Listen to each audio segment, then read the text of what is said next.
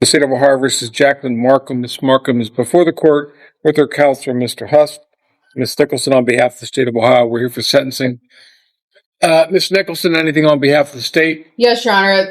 The state is requesting that Ms. Markham be sentenced to a minimum of 24 months in prison. This is not her first failure to comply. This is her first OVI, but she does currently still have an OVI pending out of Marysville that was pending at the time of this offense that she failed to appear on due to being incarcerated on this case.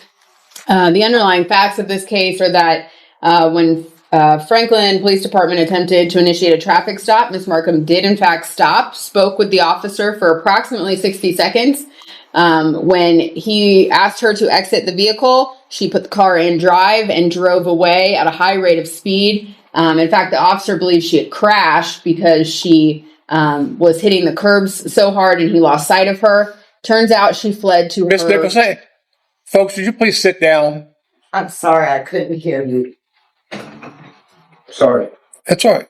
Go ahead. I'm sorry. She fled to her residence where Springboro and Franklin officers cleared that residence, ultimately locating Ms. Markham in a closet.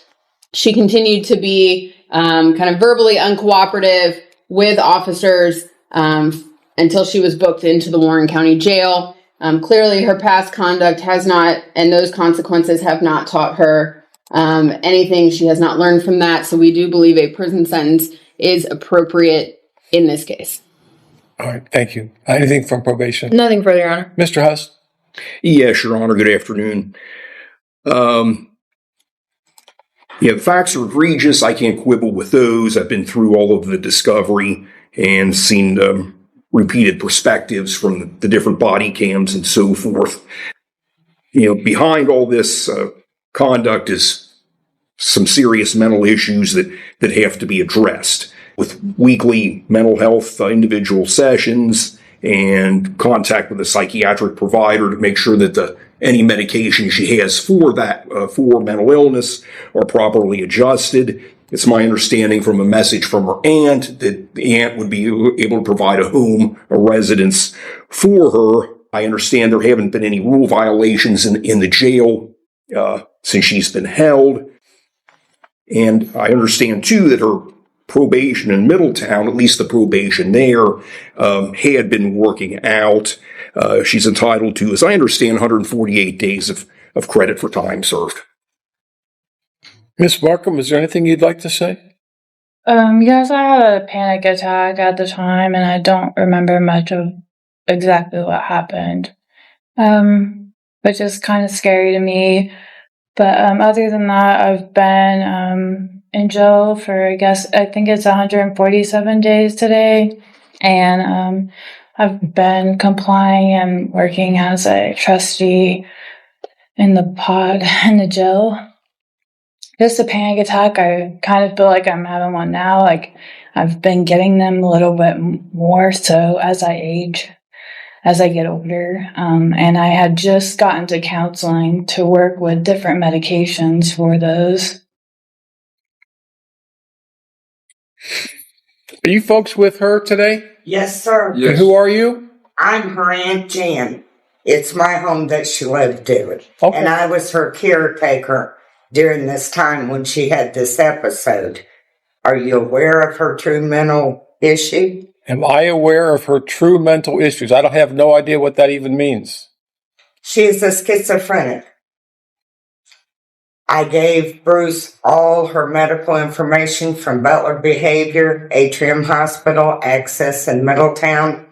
She had an episode, and what the prosecutor's table said is not true. And if you did read the police officer's report, she was out of sorts. I've spoke with him myself as well as read the report. What did she say that was not true? She has no memory of that night. Whoa. You said two different things there. You said what the prosecutor said was not true. What? Tell me exactly what she said that is not true, ma'am. And that's what she's being sentenced for today. Do you understand that? So when she says she's being non-compliant, she was non-compliant by definition. I mean, and she's admitted to that. She's been found guilty of that. So tell me tell me again what she said that you say is not true. May I speak?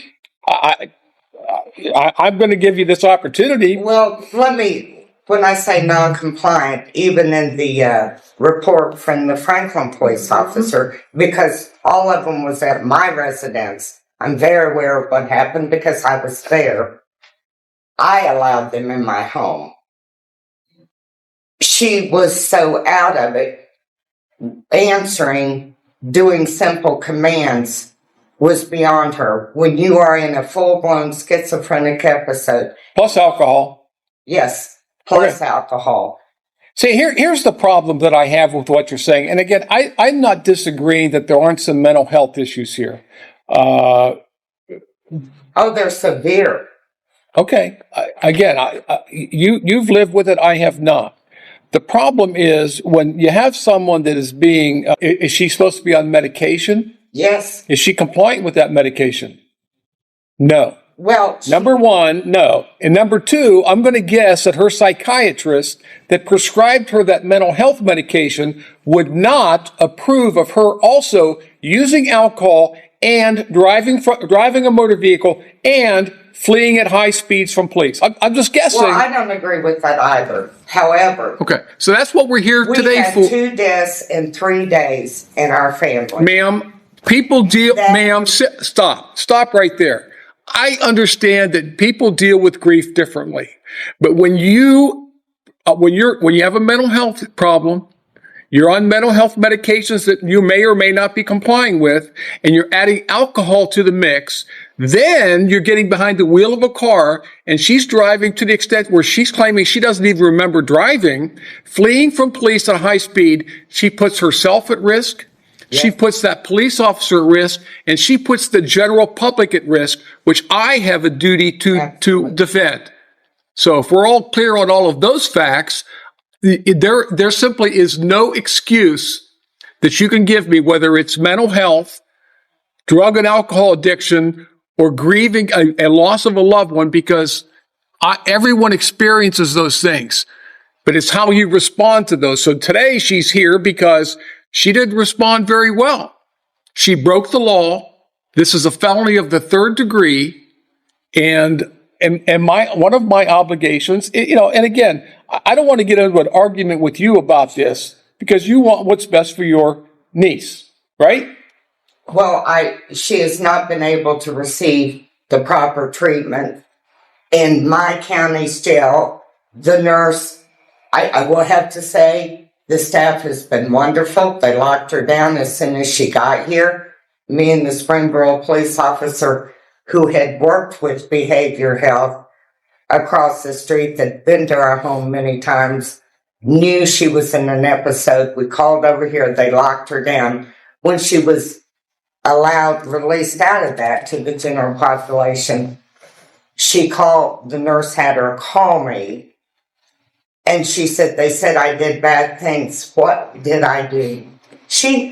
If she has no memory, and if you understand what schizophrenia episodes are, it's not a choice. No one wants to be a schizophrenic anymore. They want to have dementia. And we are, we were only on our second month of medication. The place where you and I will always disagree is, if someone has a mental health and she's under your care, or when someone has a mental health condition that they recognize that they have it, that they're prescribed medication to help them deal with that mental health situation. And it's you've already admitted to me that she was not compliant with taking her mental health medication that was properly prescribed. And on top of that, she's drinking alcohol to the point where she's operating a vehicle impaired. Both of those put people at risk. I'm not going to continue this argument with you. I agree with that. Because again, I recognize the mental health aspect of it, but I have an obligation on the other side as well to the general public that when someone drives impaired at a high rate of speed, fleeing from a police officer, we have a problem in our county with people doing that. People coming from Dayton or Cincinnati, they want to come through our county, and for some reason they think that that the police are not allowed to pursue them. It is not true. The police are allowed to pursue them. And if so, when people do not follow the instructions and orders, lawful orders of a police officer, they put themselves, they put the officer, and they put the general public at risk. And I have one or two of these cases every week where people flee from police. And someone's going to have to get the message out that you can't do that. I'm sure you've seen the reels on social media with people sitting in their cars and saying, I don't have to listen to you. I don't have to do what you say. Yes, you do. And people that act that way, they deserve whatever consequences come their way from my perspective. So again, I want to recognize her mental health, and I believe that I am, but there is always consequences when we make a choice. And her choice that day was to get behind the wheel of a car, consume alcohol to the point where she was impaired, and she fled from an officer.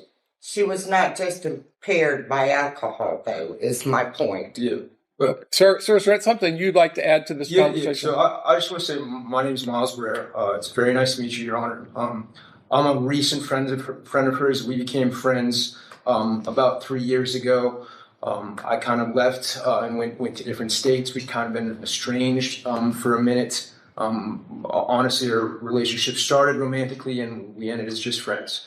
I just wanted to say that I appreciate you acknowledging the mental health issues, but I actually didn't know that she had gotten to the point that she had, that she is at now. And it was, I came back to state. I didn't even know she was in jail. I came back to the state recently. I tried to get in touch with her, and there was a day that she was released to go to the dentist, and I got in touch with her, and I got in touch with Jan, and I found out about the situation. And I found out about, as from what Jan has told me, a diagnosis of schizophrenia. All I just wanted to say is that I experienced before this, Jacqueline. It seems like she does go into different mental states, and it's almost like you're talking to a different person. And it is regardless of alcohol. I understand that she did drink that day, and that was her choice. There was a lot of hardship, and I know Jan's very emotional, and there was a lot of hardship in the family that led up to the events of that day. I know that Jan just happened to leave. Jan was dealing with a lot. She just happened to leave her keys out where Jacqueline could see them, and it was a mistake that, amongst deaths, she's been beating herself up on the phone for me for leaving the keys out. We've really been. She's been trying, and I'm starting to try to be a part of making her healthy again and whatnot. But it's been a lot for her. She doesn't have any parents. And I know that none of that justifies breaking the law. But I hope that you take that into consideration. I've been talking to her in jail.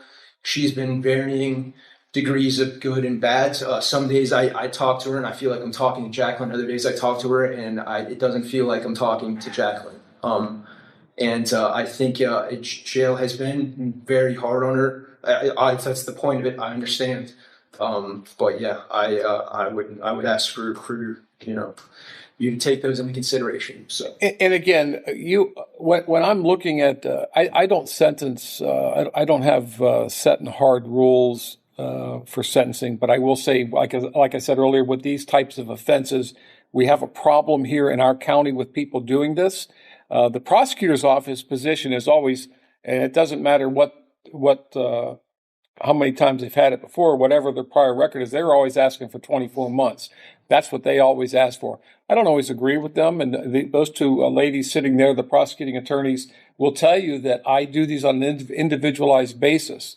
And it's not uncommon for me to grant community control to someone who's committed this offense. However, when someone comes before me and this is their second time doing it, that's a problem.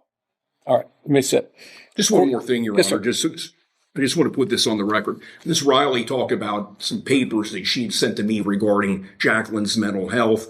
I did receive those. I went through them. I thought the best use of those would be to give them to the pre-sentence investigation folks, and that's what I They're did. part of the pre-sentence investigation. So thank you for that clarification. The court has considered the statements made here today, the purposes and principles of sentencing, the relevant seriousness and recidivism factors. The court does find that you are not amenable to community control at this time, and prison is necessary. I'm sorry? That was the radio. Your Honor, can I say one more thing? We've been talking back and forth on the email. Sir, you're not going to change my mind at this point. Please understand that I everything that you've said, I've taken into consideration, but you must now allow me to finish my sentence. All right. Court has considered the pre-sentence investigation, the purposes and principles of sentencing, including punishment, deterrence, and protection of the public.